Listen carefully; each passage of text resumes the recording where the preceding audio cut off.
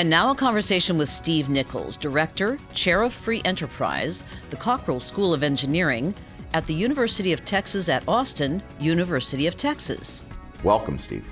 Pleasure to be here, Richard. Thank you. Let's pretend I'm a student and I'm a mechanical engineer, has an idea. And it's just an idea. I don't know if it is a potential product or it can be commercialized. I haven't done any publishing on it yet. And I walk into your office. What are you going to advise me?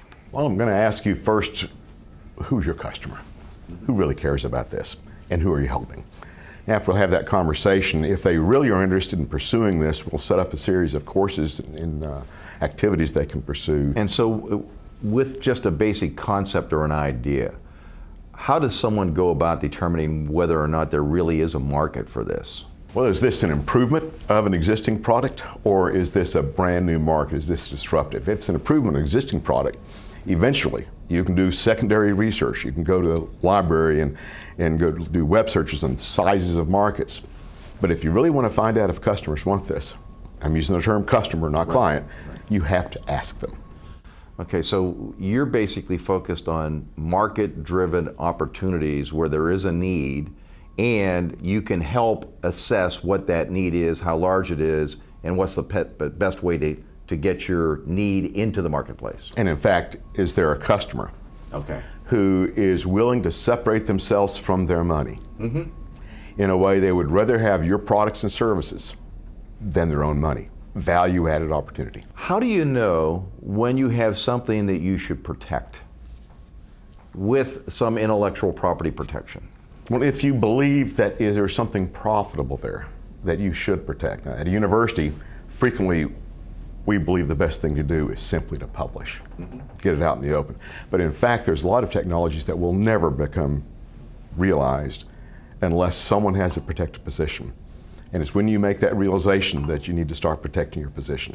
Tough to make that decision because you have to make it early on in the process before it actually becomes public. And there's many different types of patents that you would apply for, correct? That's correct.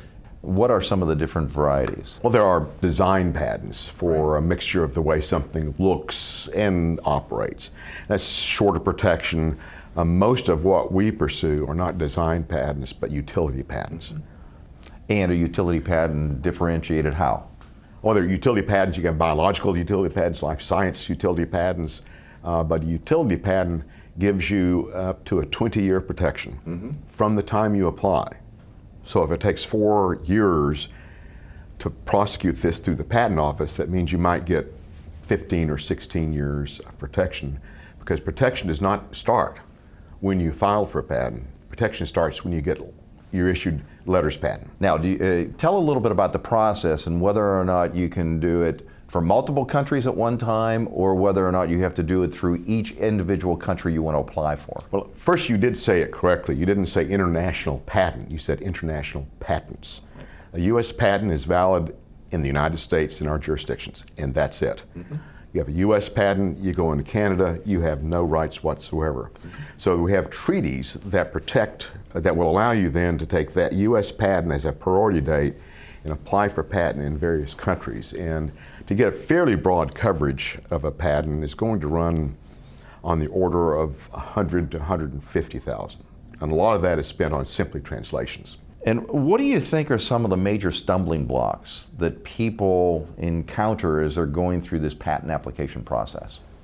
Well, I think the most important stumbling block is there's a lot of people who apply for patents that should never apply for patents for one of two reasons. There is no market, and therefore no reason to financially have it, unless you just like to have pieces of paper mounted on the wall. And secondly, some of the problems come up with what you claim and the breadth of your claim and the comparison of that to what is called prior art. Everything that was known by everyone before you invented it or before you filed for it. That includes your own contribution to the literature, which means your publications may become prior art, preventing you from getting your own patent. Prior patent applications that you filed also can be used as prior art against you for future patent applications.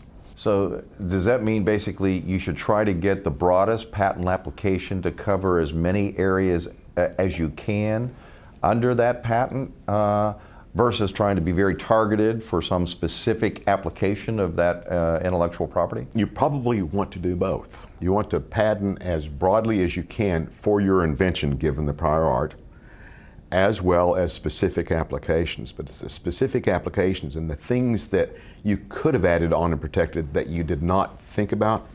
And frequently it's simply because you didn't really sit down with the lawyer and spend time thinking about it. One of the flaws we have as engineers and scientists is to turn it over to the lawyer. And I say you do need a lawyer, I really believe you do, and just turn it over to them and say, best of luck. Versus? This is the market, this is the widget we need to protect. These are features of the widget that people care about. And the lawyer doing a good job will then say, what other ways do you have to do the very same thing? So if you have some last pearls of wisdom you would like to give to entrepreneurial students, engineers, faculty members who have some ideas that they'd like to pursue to determine whether it's commercializable or not, what are your pearls of wisdom? I suppose particularly for engineering and science faculty and students, a lot of what we do educationally is teach them the dangers and what not to do and what not to look out for. And sometimes I fear we're sending the signal don't, as opposed to the signal we should be sending. These are the things you need to be concerned about. And if you believe you should do it, what's the old motto? Just do it? Just do it. Okay, so the Nike motto applies here as well. I think so. Okay. So if I can use that trademark, I don't know if I can. Anything else you would like to add to an aspiring young engineer who is not in the academic world at this time? That would like to commercialize That technology? would like to follow their dream around some technology? They're going to have to develop the ability to talk about their intellectual property without disclosing the intellectual property. Talk about what features it has or what benefits it gives without giving any clue how it works. And that's how we walk that thin line between telling someone that we want to be interested in working with us, why they should be interested, without disclosing it in the United States starting off that 1-year clock, and at the same second destroying the probability almost anywhere else in the world. Good advice. Steve, thanks a lot for coming on ASME Innovates It's today. a pleasure to be here, Richard. Thank you.